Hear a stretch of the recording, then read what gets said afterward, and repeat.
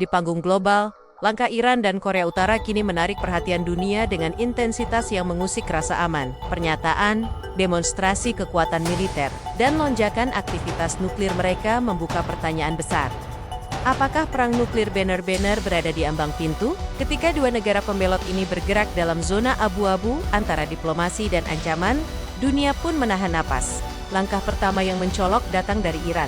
Setelah konflik yang meningkat dengan Israel, Iran tidak hanya menolak tuntutan agar menghentikan program nuklirnya, tapi juga memperluas dan memperkuat fasilitas nuklirnya. Mereka tengah membangun situs baru dan menggantikan teknologi lama dengan model lebih canggih di fasilitas seperti Fordow dan Natanz. Dalam situasi konflik, Iran memperkuat tekanan diplomatik dengan memperlihatkan bahwa mereka bisa memvariasikan kemampuan nuklirnya, bukan semata-mata menunggu serangan. Krisis pengayaan uranium hingga 60%.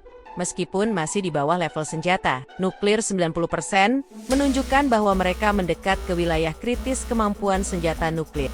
Dalam konflik yang sama, beberapa laporan menyebut bahwa Amerika Serikat dan Israel telah melakukan serangan udara terhadap fasilitas nuklir Iran, termasuk menggempur situs di Fordow. Serangan semacam itu memicu reaksi keras dari Tehran, bahwa diplomasi telah melewati batasnya. Ketika serangan semacam itu terjadi, tekanan eskalasi pun meningkat secara cepat.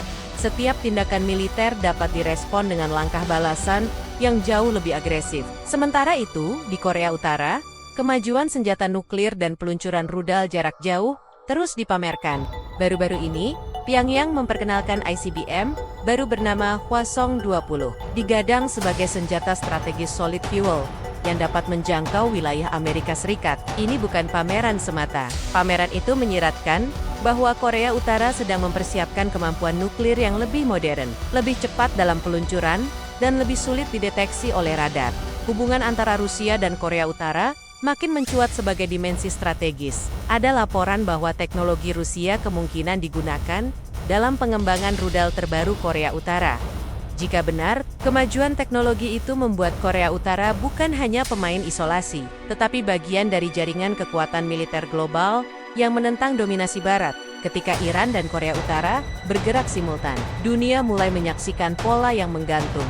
Bukan dua konflik terpisah, melainkan sinyal sistemik dari transformasi keseimbangan dunia. Di satu sisi, Barat memperingatkan konsekuensi besar jika Iran terus beranjak ke sisi senjata nuklir. Di sisi lain, Korea Utara memperkuat pembuktian bahwa mereka tidak lagi tunduk pada tekanan sanksi global.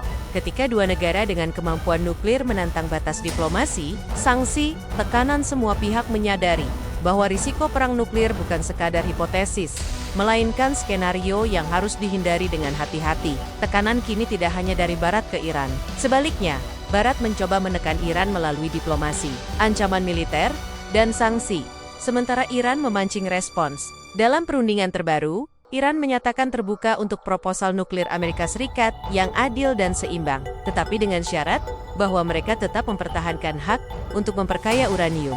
Mereka menolak tawaran yang mengizinkan nol pengayaan. Pendekatan ini memperlihatkan bahwa Iran berusaha menjaga kendali atas program nuklirnya, sambil menghindari eskalasi penuh.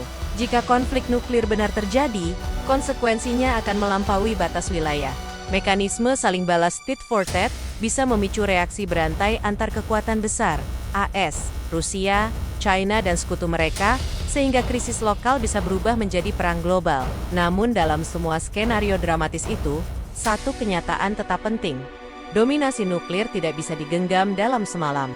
Program nuklir memerlukan infrastruktur, riset, produksi bahan fisi, sistem pengiriman, dan keamanan tinggi. Iran masih berusaha memperkuat fasilitasnya, dan Korea Utara masih diuji dalam kemampuan produksi dan akurasi. Dalam banyak kesempatan, negara-negara tersebut membangun kapasitas mereka dalam zona abu-abu, antara denial, bantahan, dan detensinya, kemampuan untuk menahan serangan.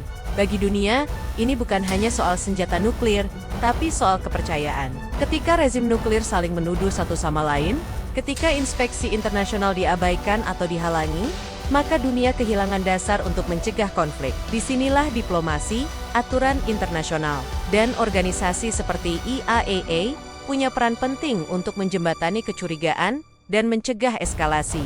Bagi Indonesia dan negara-negara dunia, berkembang skenario ini adalah alarm bahwa keamanan global bukan masalah jauh di Timur Tengah, atau semenanjung Korea saja. Dampaknya bisa sampai ke pasar energi, nilai tukar mata uang, stabilitas geopolitik regional, dan keamanan nasional. Ketika ancaman nuklir menjadi bagian dari strategi global, maka respons diplomatik harus diiringi kesiapan di banyak domain, dari sistem pengawasan, kesiapan sipil, hingga kebijakan luar negeri yang adaptif.